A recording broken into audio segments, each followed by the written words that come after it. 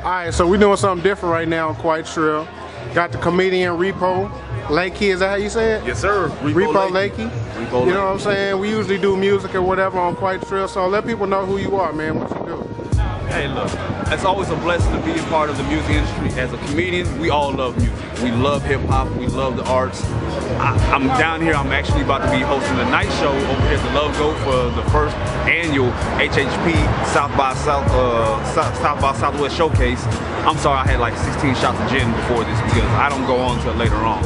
So what I do, I'm actually a professional stand-up comedian, semi-professional stand-up comedian because I only get paid half the time. But I've been doing comedy for 8 years. I love coming out to support. It's a blessing to come down here to Austin, Texas, back where I'm from, coming down from Arizona. It's a blessing to come back and be asked to come back to host an event. So I'm showing a lot of love out here, and they're showing me love, and I appreciate it because ever since about 4 o'clock,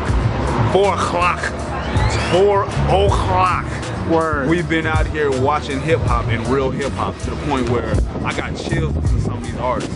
What's up, man? I can't even think about half the people's names. Look, Young D, Waco, Texas. I see you, brother. My boy, I think his name was Fritz, that just got off. I came in at the middle of his set, but this dude's a damn genius, son. The comedian hustle, you know what I'm saying, is very similar to what we do as independent artists, you know what I'm saying, in music. Talk a little bit about, you know what I'm saying, what the hustle is for dudes doing comedy, you know what I'm saying? How's that different from the music hustle? Man, so when it comes to the music hustle and the comedy hustle, it's not a big difference. We out here all the time grinding. Like, I'm walking around with this t-shirt on because I'm hoping somebody buys a t-shirt because I just need to get some Whataburger right next door. You know, RepoLakey.com, $20 a piece.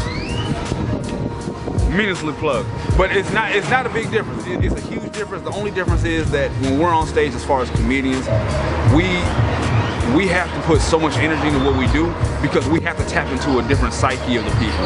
Like a lot of times we may say some things that people won't get, so we have to find some way to make it funny. The way my style of comedy is, I have a lot of issues that I won't admit on camera at this time, but I make it funny. So, and then when you have your heart and soul in the music, it's the same thing. You got to put your heart and soul into it. The only difference is we can't dance around on stage. We can tap dance, but slavery's over. Fuck y'all, I ain't tap dancing shit. But no, it's not a big hustle. We stay out here, we grind all the time. All we do, we go out, we try to make people laugh. We just hope that we can actually bring something to the table that somebody else is not bringing to the table. Me personally, like the style of comedy I like to do and the way I like to present it to people is, I know you're going through some stuff. You don't want to say it. It's not saying you're a coward that you don't want to say it, but I'm gonna say it. If I have to give my testimony to make you feel like you can actually express yourself and do your testimony, I'm proud of that, and I love that. And that's the way the music is as well. When you testify on stage, regardless of whether it's music or comedy, when you testify on stage and the people feel you, the people feel you. You talked a little bit about, you know, like you telling jokes and they're not necessarily translating to people. Have you ever kind of found yourself like, because you know, as musicians, we kind of say stuff that people may or may not get, or they may not, or even hear, you know what I'm saying, with the music blasting and stuff. How do you approach writing your material, you know what I'm saying, to make it as relevant, or kind of, you know, you talked about your style of comedy, but how do you approach writing your material? I just go with it. I really just go. Whatever's in my heart, because if I go on stage and I just try to make jokes for hee-hee, ha-ha's, you know, I love the Muppets, but I'm not Fozzie Bear. I'm not looking for the Waka Wakas. Word. I'm gonna make whatever I do, if it can be relevant, because I'm very universal. So everybody deals with depression. Everybody, not everybody, my bad, not everybody, but a lot of people deal with depression. A lot of people deal with being homeless. These are stages of my life that I've been through and I've gone through. But I'm gonna make it funny, let everybody know that it's gonna be okay. Because look, I've been doing this 8 years. I'm still a rookie in the game, but I've been all over the nation. I've been in a foreign country. I'm still struggling, but you know what? Everything's gonna be all right. And that's the kind of comedy I love to do. Would you consider yourself more of a comedian or a storyteller? Do you tell jokes or do you tell stories? When it comes to being a comedian or a storyteller, I'm both.